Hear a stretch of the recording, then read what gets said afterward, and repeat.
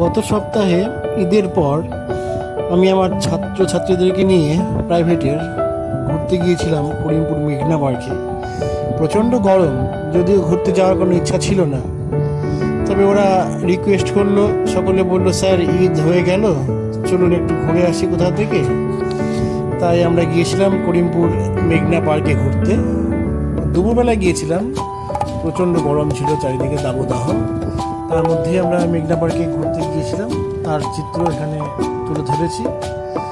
তারপরে মেঘনা পার্ক থেকে আমরা চলে গিয়েছিলাম রেস্টুরেন্টে খেতে। আমরা গিয়েছিলাম রেস্টুরেন্টে বিরিয়ানি খাওয়ার জন্য। প্রেমজিৎ যে রেস্টুরেন্টটি আছে সেখানে আমরা গিয়েছিলাম, বিষ্ণুদা প্রেমজিৎ রেস্টুরেন্ট।